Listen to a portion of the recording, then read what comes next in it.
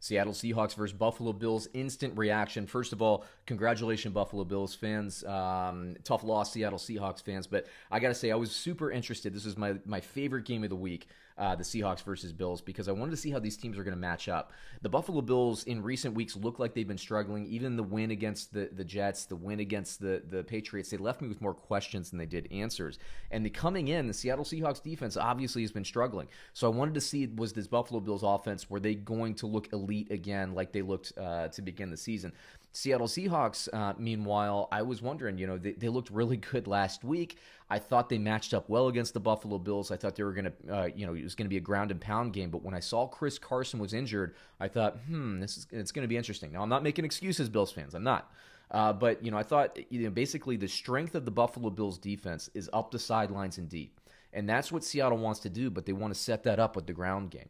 And Chris Carson, look, DJ Dallas, everybody was hyping him coming out, the draft, like he's going to be some fantasy. It's fantasy football hype. Chris Carson, if you watch the games like I do, I'm telling you, he's a different kind of running back. He runs violently. He's the perfect running back for the Seattle Seahawks system. I like Carlos Hyde too, but when those guys aren't out, and then you got guys like Travis Homer, yes, I saw the screen pass. It was nice.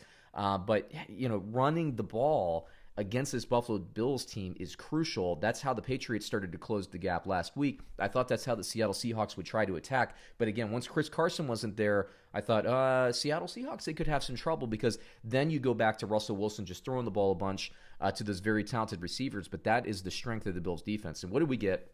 We got Russell Wilson throwing the ball 41 times, 28 completions, 390 yards, 2 touchdowns. Not bad. 4 turnovers were bad, though. The Buffalo Bills were ready for it.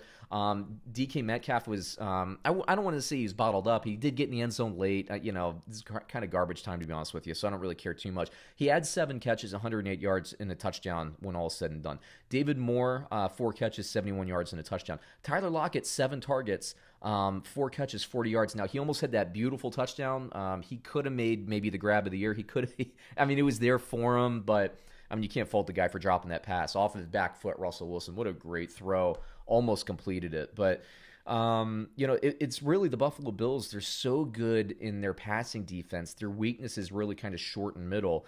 And Carson, when he was out, Seattle just didn't have anybody that could really fulfill that role. You look at DJ Dallas, he gives you 7 carries. He does get in the end zone again, but he gives you 31 carries, 4.4 yards per carry, which is fine, but Seattle went away from it.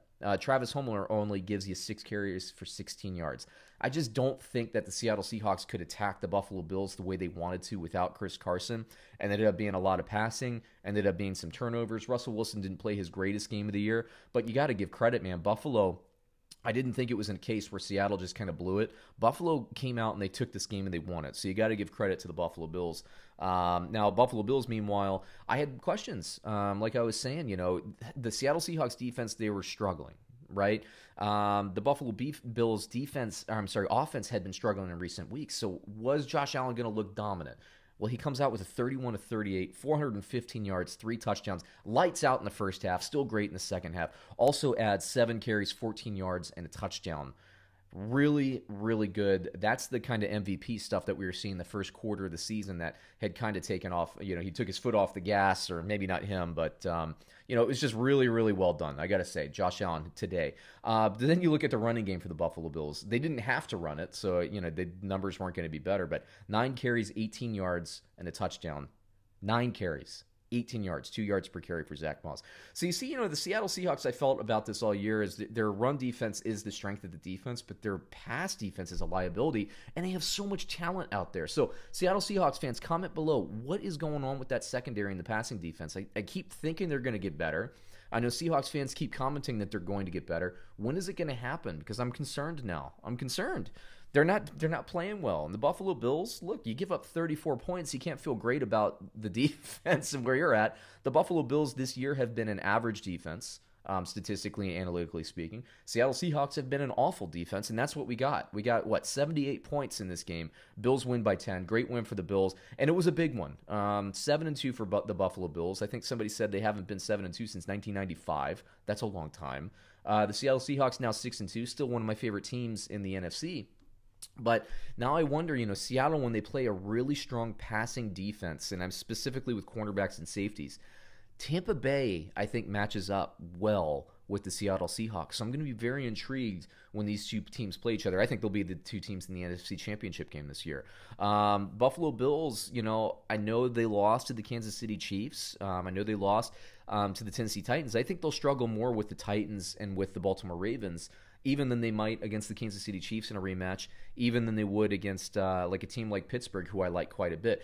I think Buffalo matches up better with passing teams, and Seattle matches up better, I think, with running teams. So depending on how the playoffs go, it could be interesting. I still think both of these teams will make deep playoff runs. Both of these teams I was early adopters on in the year, mainstays in my power rankings. The Seattle Seahawks, I guess I have to drop them a little bit in the rankings and improve Buffalo's standing in the rankings a little bit. But both very, very good teams. We're going to be hearing from these teams in January, possibly even February as well. Teams of both fans, Bills fans, Seahawks fans, comment below. Tell me what you saw. Let me also run through the passing, or I should say the receiving numbers. Stephon Diggs, 9 catches, 118 yards. John Brown, 8 catches, 99 yards. Gabriel Davis, 4 catches, 70 yards. A UCF alum just like me. Cole Beasley, 3 catches, 39 yards. Devin Singletary adds 3 catches. I think he only had 2 carries. So he's kind of an afterthought. Zach Moss is the running back here. Buffalo, great win. They looked great again, and this offense can produce.